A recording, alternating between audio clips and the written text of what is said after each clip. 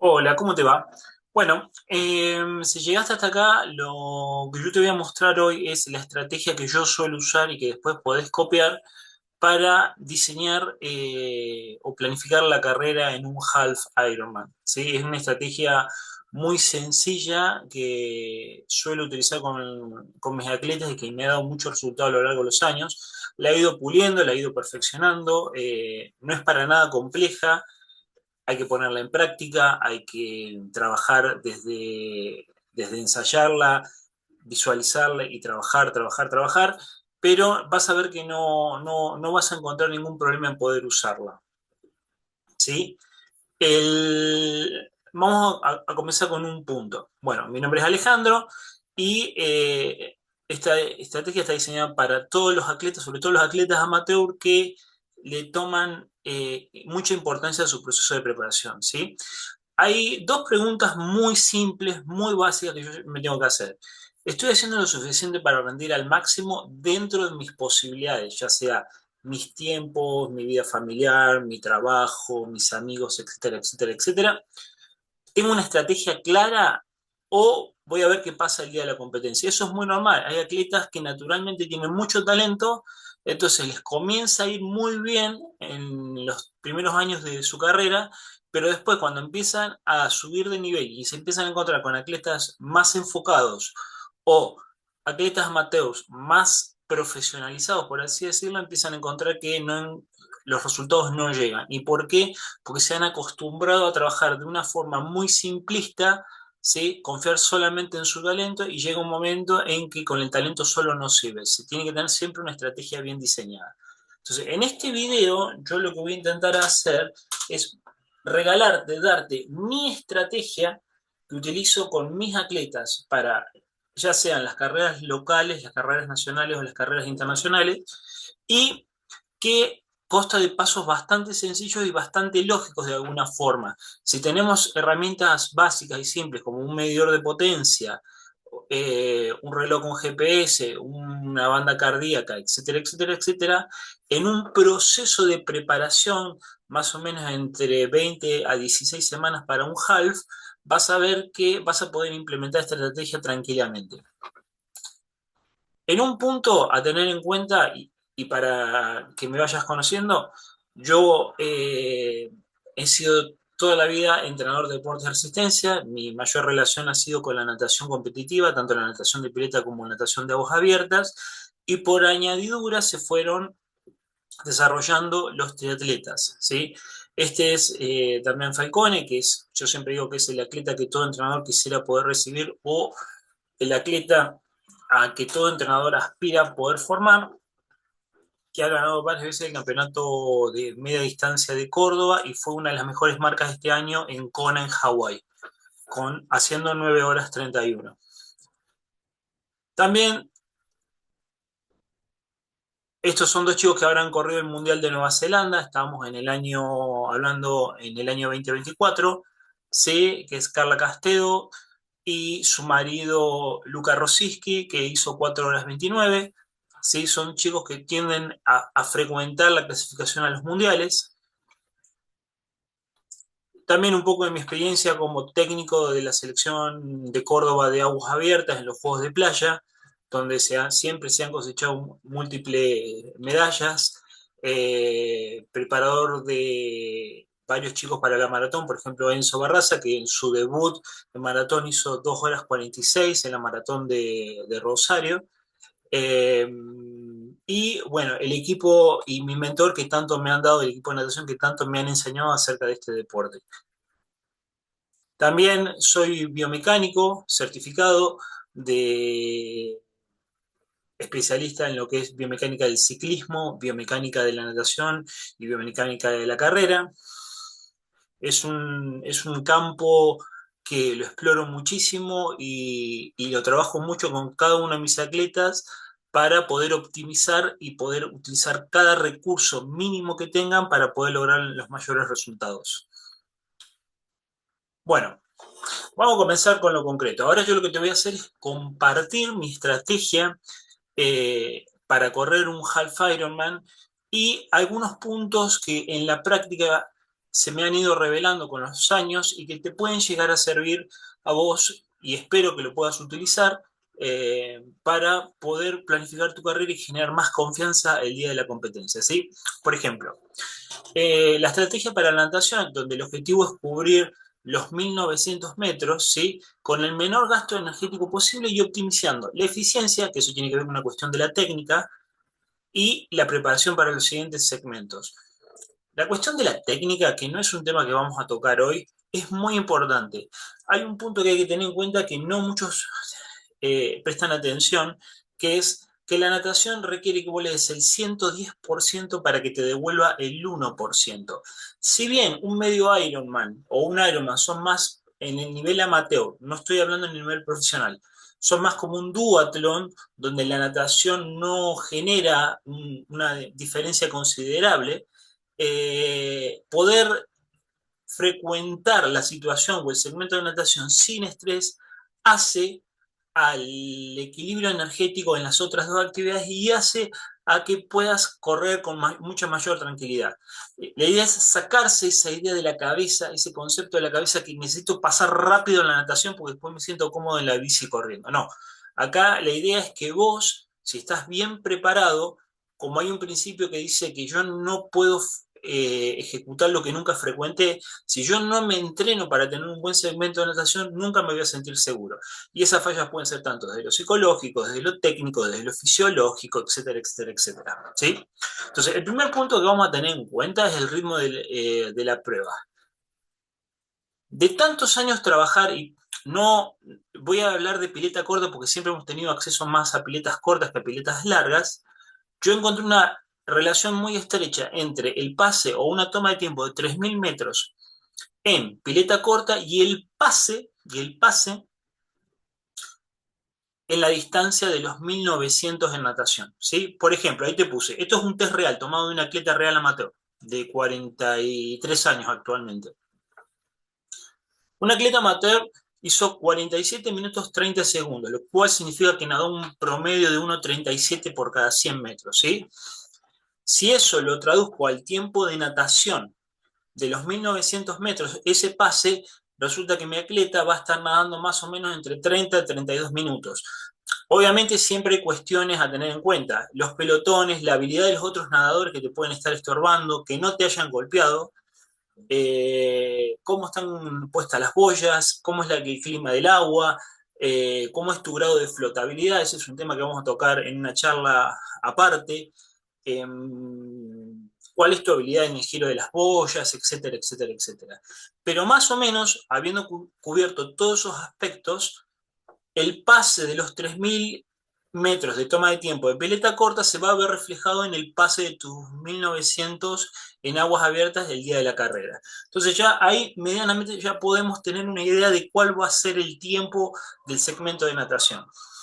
En la preparación específica, y estas son cuestiones que me han ido enseñando a la práctica, de tener posibilidad, vos deberías comenzar a hacer una sesión de aguas abiertas mínimamente 10 semanas antes de la competencia, para ir habituándote al traje y para ir habituándote a las circunstancias y al contexto de las aguas abiertas.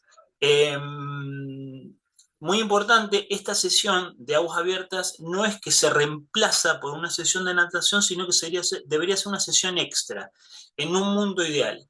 De no ser posible, porque no contás con el tiempo, bien, reemplazás una sesión de natación por una sesión de aguas abiertas. Pero acá este concepto de que es una sesión extra que yo utilizo y no es una sesión de reemplazo es muy importante porque siempre te va a dar un plus, ¿sí? El uso de traje de neopren progresivamente desde la semana -5 antes de la carrera, y eso te va a permitir ver cuál es el grado de flotabilidad que tenés y cómo te puedes acomodar y si tenés que cambiar de traje o no.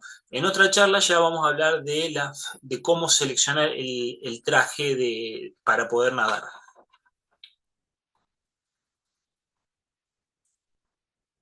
Técnicas críticas, ¿sí? Y esto es muy importante que lo practiques todo el tiempo.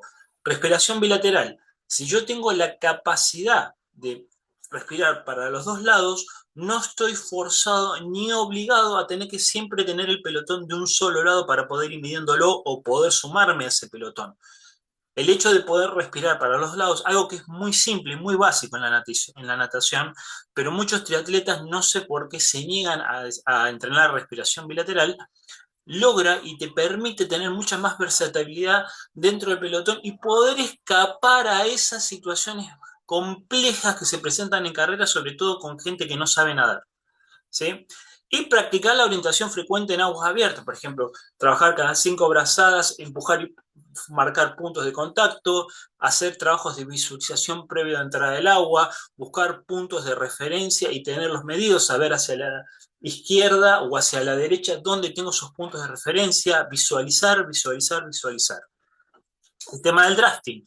Si yo entreno el drafting con mis compañeros o con mis amigos, o al momento de nadar, y estoy entre 0 a 50 centímetros, generalmente yo siempre digo 50 centímetros porque evitas que te pegue el pie del otro competidor o te recibir un manotazo. Eso te permite hasta reducir un 10% el gasto de energía. Imagínate, en una carrera tan larga como un half, un 10% de uso menos de la energía es un montonazo de energía que después vas a poder utilizar en los otros dos segmentos. Y hacer la práctica de simulaciones en equipo, ¿sí? Trabajar en equipo. Esa es otra charla que también en algún momento la vamos a tener. Entrenamiento. Esto es la forma en que nosotros entrenamos porque venimos de la natación y sabemos los beneficios que tiene el hecho de nadar mucho, sobre todo cuando tenés lesiones, fascitis, problemas de rodilla o lo que sea, el hecho de nadar mucho te permite compensaciones aeróbicas que no las podés cumplir por la lesión, ¿sí? Entonces, de acá viene esta idea.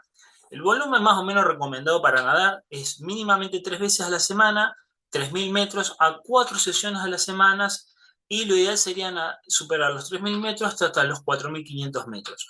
Un punto importante, si contás con poco tiempo y tenés que unir 2 sesiones, por ejemplo, la natación y el atletismo, que es lo más normal, bueno, sí, está bien, nadás menos metros para poder tener energía para cumplir con los objetivos de la siguiente sesión, que la tenés emparentada. Y esto también tiene que ir adosado a entrenamientos de bloque, tanto natación, ciclismo, natación, atletismo, etcétera, etcétera, etcétera. Estrategias para el ciclismo, ¿sí? Salimos de la pileta, pasamos la transición, nos estamos subiendo a la bici. Bien, objetivo. Yo durante 90 kilómetros yo tengo que gestionar mi energía es finita. Entonces acá gana no solamente el que pedalea rápido, sino que tiene la capacidad de ejecutar y sostener en la forma más equilibrada posible, ¿sí? Cuando hablamos de pacing, acá estamos hablando que ya hoy día es imposible poder generar una estrategia eficiente si no tenés un medidor de potencia, ¿sí? Cualquier medidor de potencia que tengas. Obviamente que hay medidores de potencia que son mejores que otros, pero en este caso el concepto es tener un medidor de potencia, porque ya por frecuencia cardíaca, por más volumen y años que tengas corriendo, vas a llegar hasta un nivel, pero te vas a estancar. Y todos sabemos que los mayores logros y la disciplina que más ha mejorado en las carreras de distancia media y en las carreras de distancia larga es el ciclismo, ¿sí? Entonces, vuelvo a repetir, basándome en un concepto de potencia crítica o de FTP, en este caso no son lo mismo, pero lo vamos a usar como sinónimos, ¿sí? Yo soy medio clásico, entonces uso el concepto de potencia crítica más que el de FTP. Vamos a definir la intensidad. Entonces, fíjate lo siguiente. Cuando yo trabajo con una persona amateur, que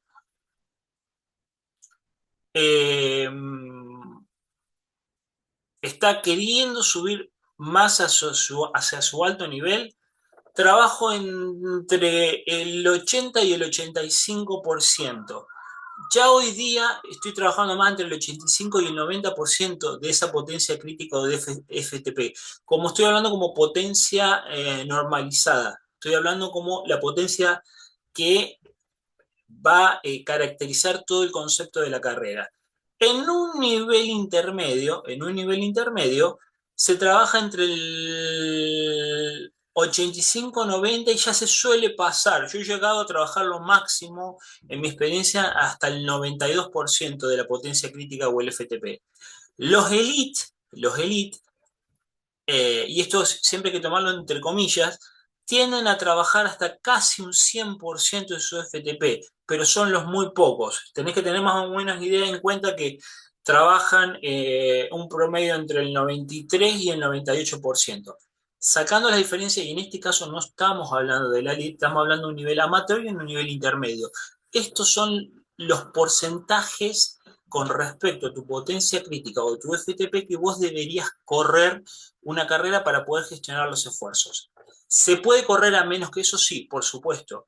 De la mitad del pelotón o del slot de cada categoría corren a menos intensidad que esto. Por eso están de la mitad del slot para atrás. ¿Está mal? No, no está mal. Vos vas a planificar la estrategia en función a los recursos y habilidades que tenés. ¿Sí? Entonces, acá yo te voy a plantear un concepto un poquito más ajustado a la realidad que yo he visto. ¿Sí? Una persona que va a finalizar una carrera, ¿sí? Simplemente que va a terminarla por el simple hecho del placer de terminarla, te va a correr más o menos entre el 60 y el 70% de tu FTP, lo cual va a hablar más o menos que va a generar una carga de entre 110 y 150 TSS. Un atleta de nivel intermedio, ¿sí? Un atleta de nivel intermedio ya te corre entre el 70 y el 80, y estoy hablando de la media, repetiremos. Si habláramos de la campana de Gauss, estoy hablando de lo que entra dentro de la campana. Los valores anteriores que mostré están más tirados hacia rendimientos mayores, y esto que te estoy mostrando son lo que están dentro de la campana y a veces un poquito tirando hacia los rendimientos menores. Pero es para que veas que hay espectros para todo. Si vos recién estás empezando, planificás más o menos una carrera entre el 60 y el 70% de tu FTP. Si sos un atleta que ya tiene años en la distancia y estás trabajando, trabajás entre el 70 y el 80. A mí particularmente eso no me ha pasado. A mí lo que sí me ha pasado es poder empezar a trabajar del 80 al 85 y al 90% para adelante. Eh,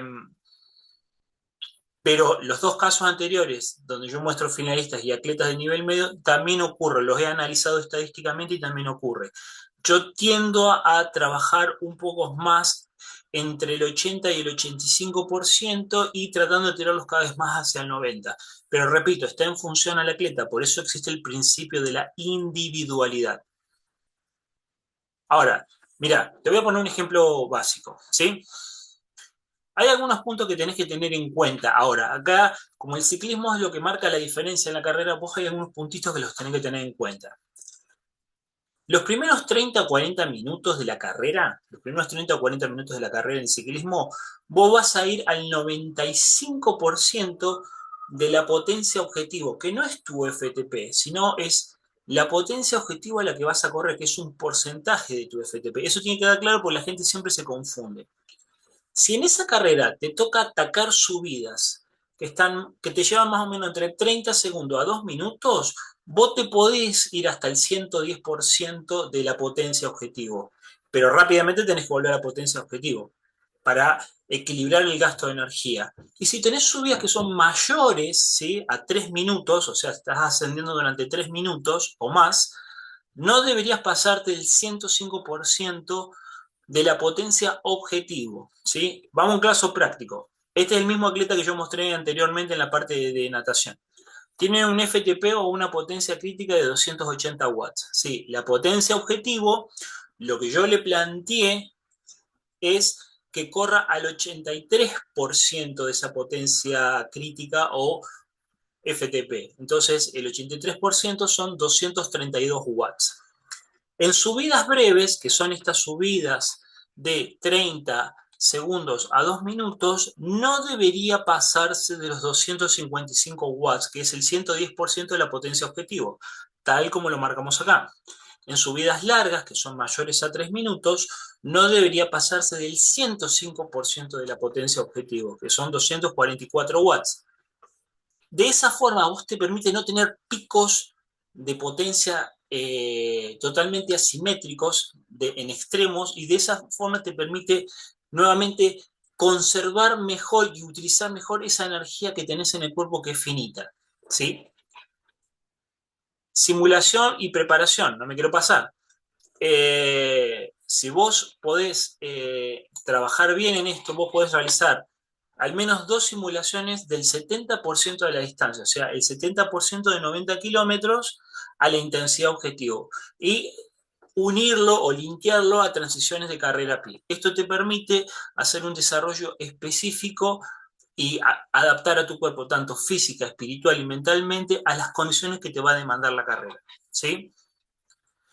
Llegamos a la parte final de la carrera, que es la estrategia a pie, ¿sí? O para la parte de pedestrismo. El objetivo es completar esos 21 kilómetros en forma progresiva y eficiente. Yo acá te puse en forma progresiva, pero hay atletas que tienen la capacidad de ir estables a un ritmo, hay atletas que lo hacen progresivo, como a mí me gusta generalmente, y hay atletas que lo hacen regresivo. Generalmente los atletas que tienden a tener más características de velocistas que de fondistas. Pero bueno, ese es un tema largo a desarrollar. Vos lo que quedate con la idea de que acá los 21 kilómetros los vamos a dividir en bloques y esos bloques los vamos a tratar de ir corriendo en forma progresiva. El ritmo lo voy a basar en función a la potencia crítica, a la velocidad crítica, perdón. La velocidad crítica es simplemente aquella velocidad que puedo sostener en estado cuasi estable sin fatigarme, que si corriera más rápido que esa potencia crítica, me fatigaría y tendría que reducir el ritmo de velocidad, que es lo que le pasa al 99,9% de los atletas amateur que no saben administrar el pase de carrera. Eso es cantado. Me sigue pasando a mí como entrenador todavía con muchos chicos que han frecuentado esta estrategia y les cuesta todavía adaptarse. Entonces, abro paréntesis, para poder perfeccionar este tipo de estrategia de carrera tenés que correr entre 2 a 3 carreras hasta que le agarrás rápidamente la mano. Entonces, el cálculo de velocidad crítica, ¿sí? Generalmente lo suelo hacer con un test de carrera. Acá yo te voy a dar un par de secretos que yo tengo, ¿sí? Si vos tenés un corredor o un triatleta que tiene los 10 kilómetros por debajo de los 35 minutos, tiendo a tomar como velocidad crítica su mejor marca personal, entre 15 y 21 kilómetros. Yo generalmente utilizo los 21 kilómetros, porque es lo que más resultado me ha dado. Sí, sí, tu atleta o vos como atleta tiende a tener 10 kilómetros por arriba de 35 minutos, 37, 38, 40 minutos, que es lo más normal, tiendo a usar el tiempo de los 10 kilómetros como velocidad crítica. Después de eso hay cálculos más complejos. Se puede usar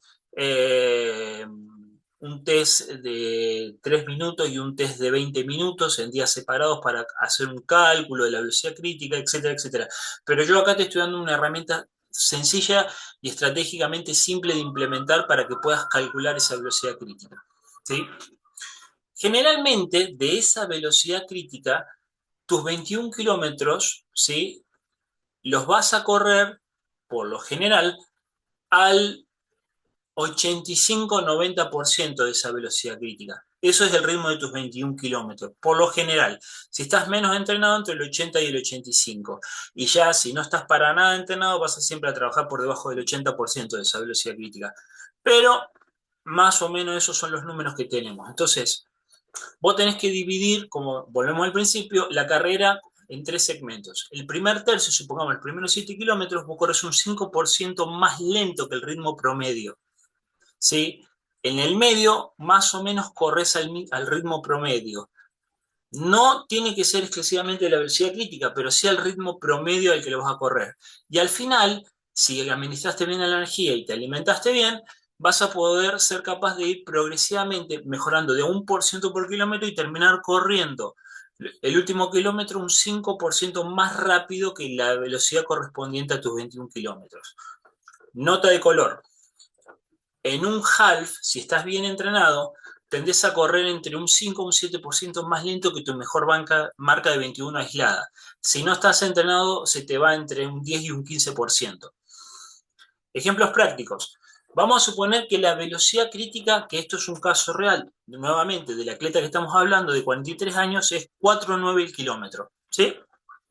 Entonces, en el primer tercio, yo lo que voy a hacer es lo siguiente. De esa velocidad crítica, voy a correr un 5% más lento los primeros 7 kilómetros o 8 kilómetros. ¿Sí? Voy empezando progresivamente, taca, taca, taca, taca, taca, taca, taca, taca,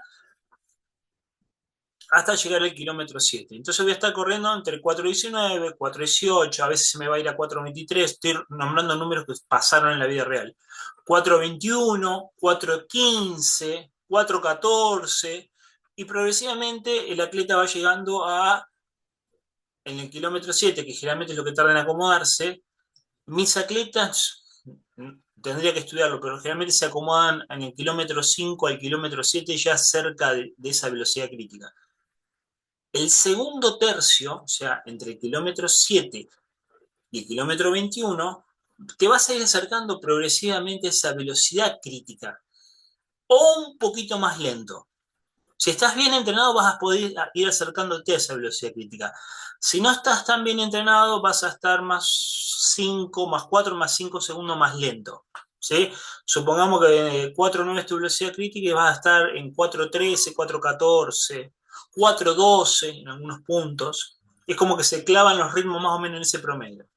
Y en el último tercio, si hiciste bien las cosas, vas a ir subiendo progresivamente de 4:9 y te vas a ir ajustando un segundo por kilómetro, más o menos, hasta más o menos llegar a un 5% más rápido, que es 4:6.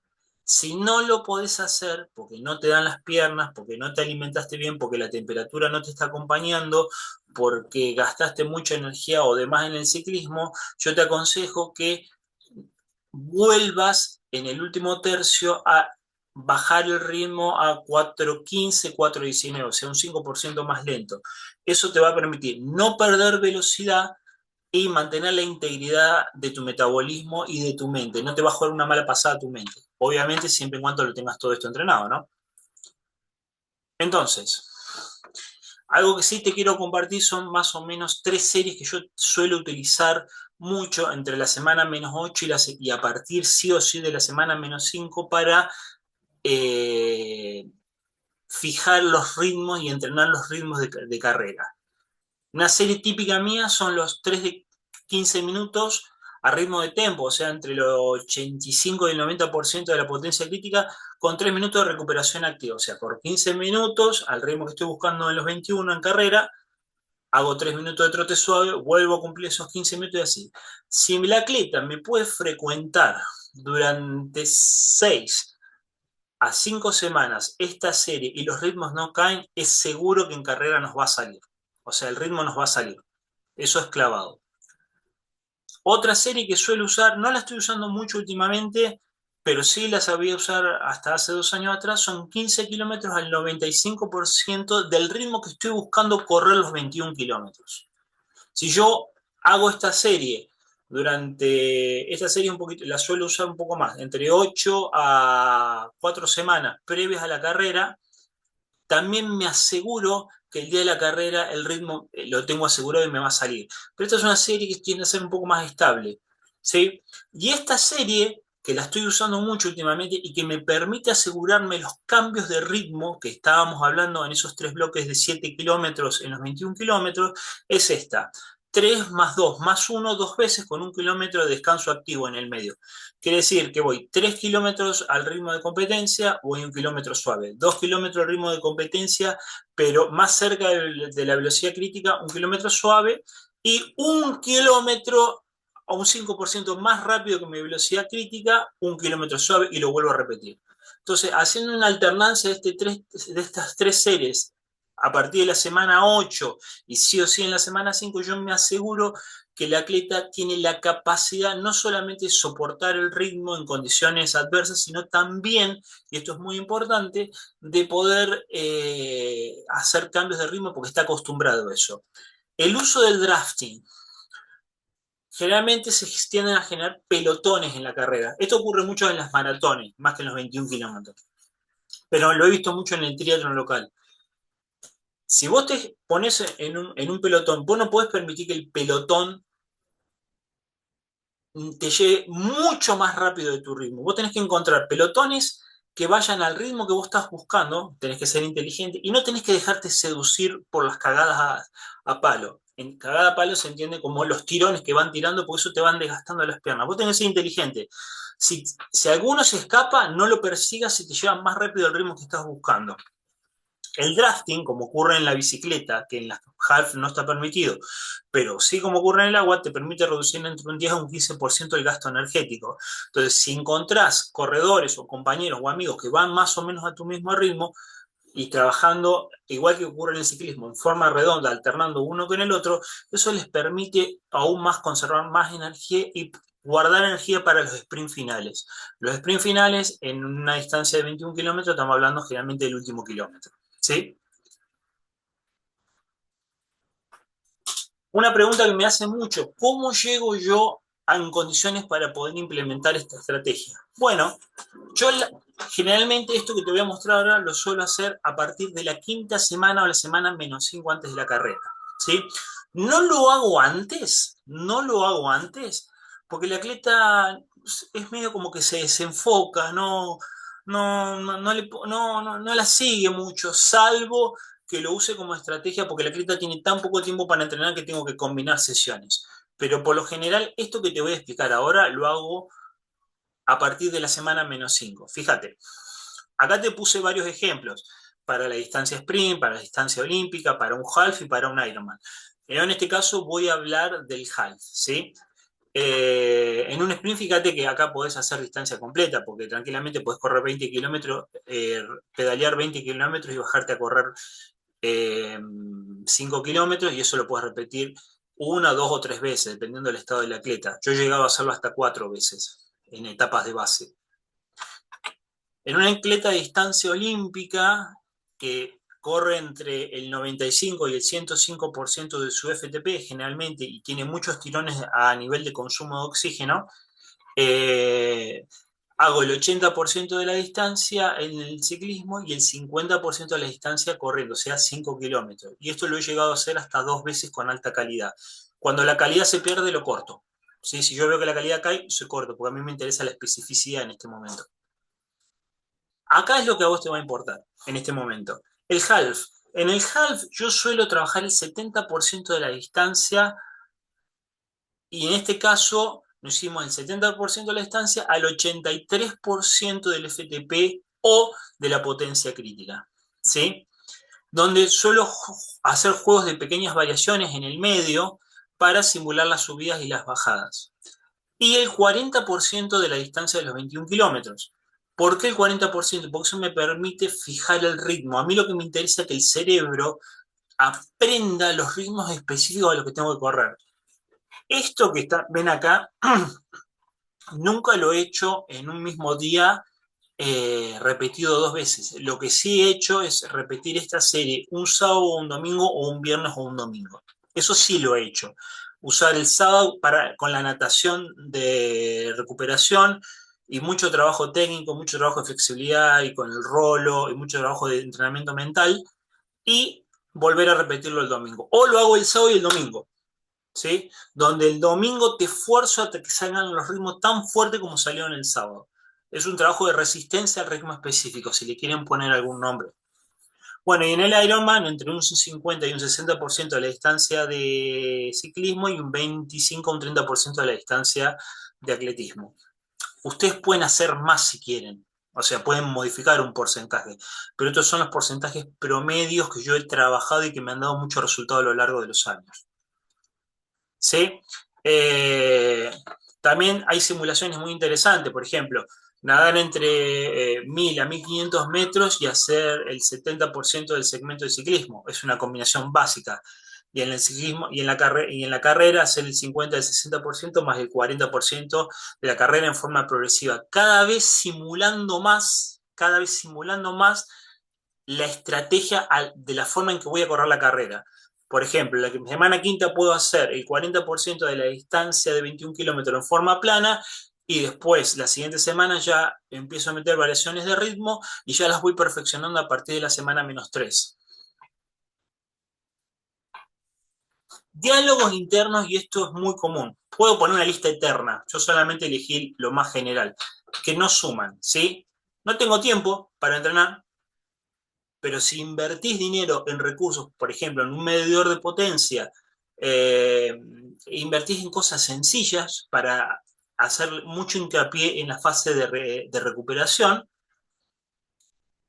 podés administrar mucho mejor el tiempo y podés preparar la carrera. Me falta motivación. La motivación sale a partir de la visión. Yo tengo un objetivo y entonces me motivo para lograr ese objetivo. El problema es que muchos atletas ven a corto plazo. Dice, yo preparo esta carrera y una vez que la corrí ya pierdo la motivación porque ya pasé todo. No, vos tenés que planificar toda una temporada. Generalmente las temporadas se planifican de año a año. Es más, yo suelo poner ejemplos o suelo hacer preparaciones de hasta 4 años de progresión. ¿Por qué desde 4 años de progresión? Pues el tiempo mínimo indispensable para que los atletas hagan saltos de calidad. Falta de objetivos claros. Eso es que no te sentás con una virome y un papel a escribir lo que estás buscando. Todo parte de 3 preguntas básicas. ¿Qué quiero? ¿Qué tengo? ¿Cómo lo consigo? ¿Qué tengo? ¿Qué quiero? ¿Cómo lo consigo? Si vos no podés responder esas 3 preguntas básicas, por más talento que tengas, más tecnología que tengas y más preparación que tengas, los objetivos no van a venir. Y eso en las carreras se ve mucho con muchos atletas. La mentalidad ganadora, o sea, la capacidad de pelear, de luchar, de cada día decir, bueno, hoy voy por esto, voy a mejorar el 1%, voy a mejorar el 0,5%. Muchas veces nosotros los entrenadores no sabemos cómo estimular esa mentalidad ganadora, pero muchas veces también los atletas no son receptivos a eso. ¿Sí? Entonces, tu mentalidad ganadora tiene que estar siempre, es un factor clave para que todo esto que te acabo de explicar funcione. Y no quiero que los demás me vean como estoy. Yo me cuesta mucho creer que vos ponés tu felicidad y tu rendimiento en función a los ojos de los demás, pero esto pasa y ocurre. Esto hay que trabajarlo, dialogarlo, pensarlo, generar estrategias mentales para poder romper estos prejuicios, estos juicios de valor. Es fundamental si vos querés que toda estrategia de carrera funcione.